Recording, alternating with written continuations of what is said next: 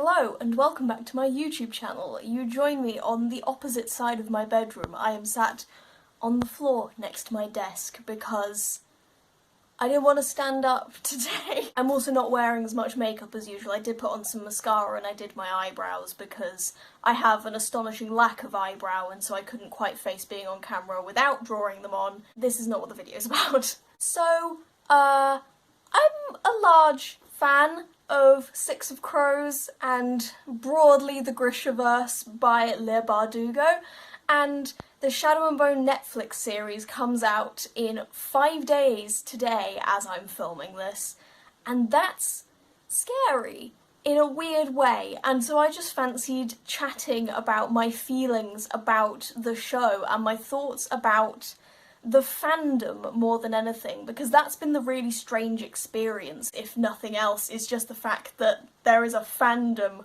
watching all of this stuff happen, and it's a very bizarre experience, so I just wanted to have a little chat about it. And also because my last couple of videos didn't do very well, and so I thought I could hop on a bit of a bandwagon and talk about something that people are interested in, so hi potential new viewers. I do genuinely want to talk about this, but it, you know, makes sense to do it now while people are still interested in discussing it, and because I wanted to air these thoughts and feelings before the show goes out, because I'm having the thoughts now. So my little bit of backstory is that I read Six of Crows in 2015, was it, when it first got published? I read it, I believe, the following year, but I did buy it the year it came out.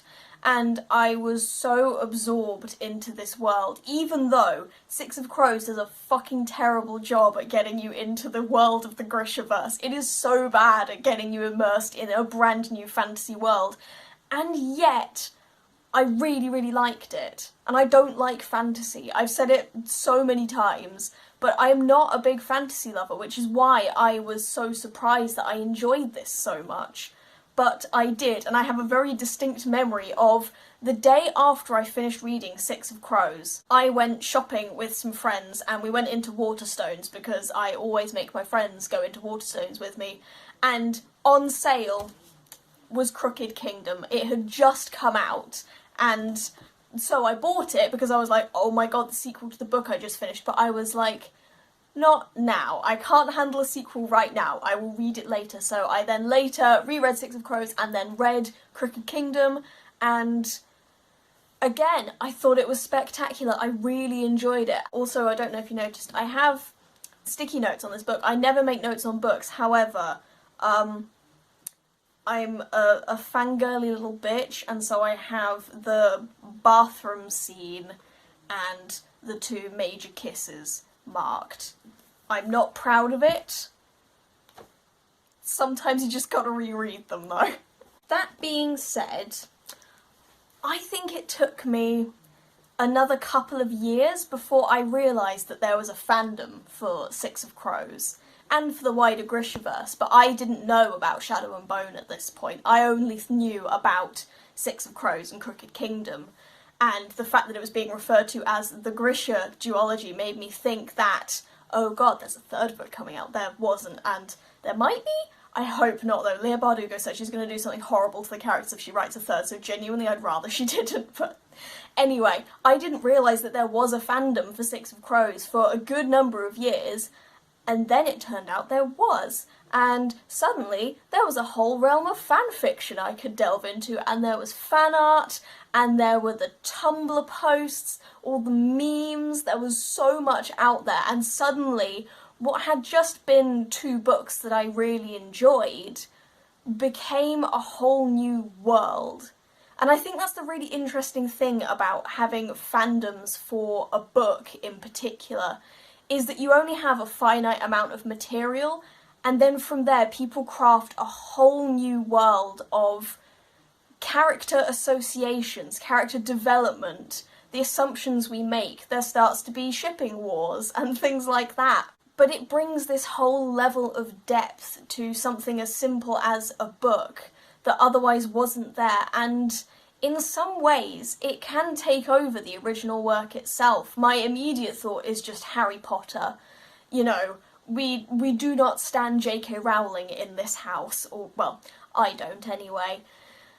But the fandom is so much bigger than her that Harry Potter is no longer her property in many ways. People are refusing to accept that J.K. Rowling has any say in what the fandom thinks of the characters. I've read so many Tumblr posts where people go, let's just headcanon as many trans characters as possible to piss J.K. off, and I'm a huge fan of that. Side note, my favourite theory is that Ginny is a trans woman and that the Weasleys genuinely did have all boys, and Molly and Arthur were delighted to find out that their last son was actually a girl.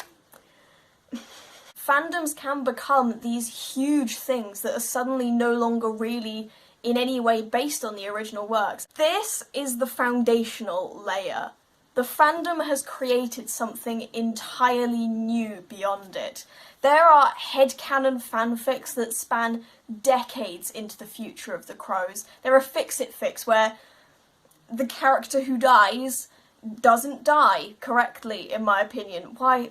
Hurt my feelings so much. There is so much out there that was taken from, I mean, I was going to say just these books, they're pretty big books, but still, all they are is 2 books, and yet we have, I'm just thinking of what the word count of all Six of Crows fanfiction added up would be. I'm sure it would be astronomical. But when something becomes this large, when you have a fandom, when you have all these people who have created this huge web of everything else around a story, and then a corporation like Netflix says they're going to take these stories and turn them into, well, presumably a fairly faithful adaptation, what happens then? And that's what's been scary, not least because when I found out about Six of Crows being adapted into a Netflix show, I hadn't read the Shadow and Bone trilogy, and I had no idea what they were about either. I'd seen a few memes in passing about the series because you can't not see them if you're in the Six of Crows fandom, but all I really knew of it was that one post about Alina Starkov royally fucked up a game of Fuck, Marry, Kill. So I find out that they're doing an adaptation, and I find out they're going to be blending Six of Crows with Shadow and Bone, and immediately my heart drops, because firstly, the show is called Shadow and Bone, not Six of Crows, meaning that my favourite books are taking a backseat to this series that, from what I've heard, is fairly stereotypical YA fantasy from 2012. Which was very scary. And then I read these books last year, and I realised that my fears might not be so unfounded. I am not going to say I hated these books, because I didn't hate them.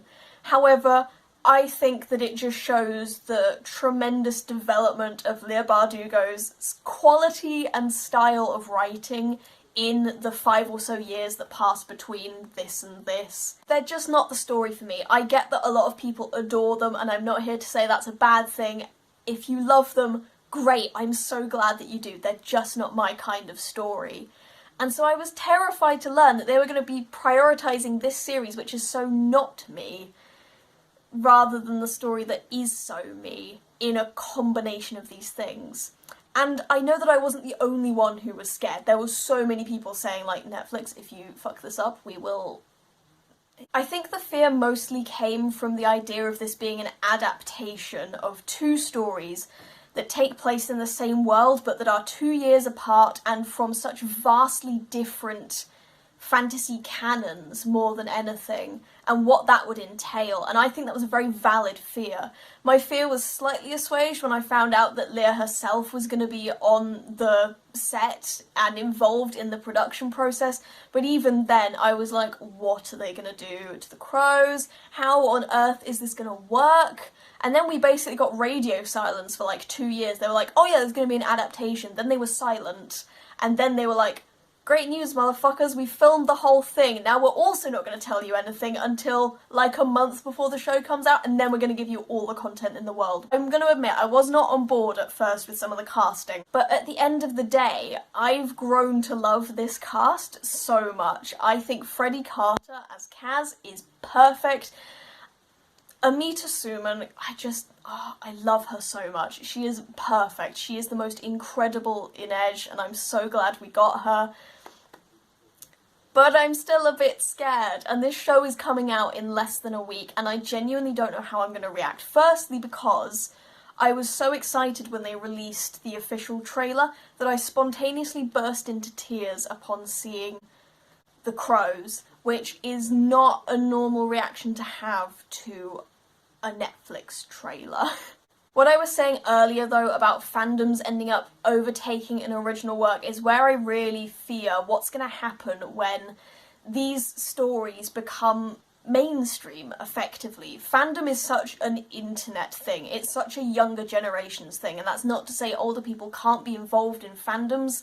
I'm just saying that that is where the majority of the fandom comes from. You know, this series of books came out in very recent years. It hasn't got, like, the legacy of the Star Trek fandom or something, for example. This is a recent thing, and it is an internet thing more than anything. And so it's very sheltered. It is very limited to our little online clique, effectively. Our little gang of nerds talking about it. Now suddenly, this is going to be a Netflix series. Netflix, I think there's like 17.4 million people who have a Netflix subscription.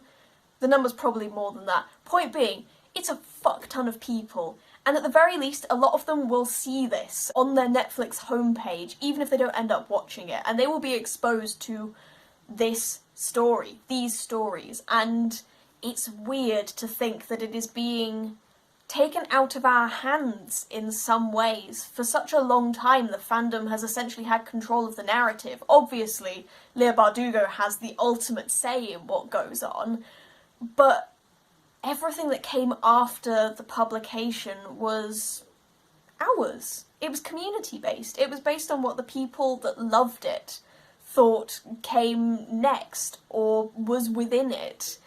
And so it's very strange to suddenly have a huge budget, hugely hyped up Netflix show take over what was before such an intimate thing, I suppose.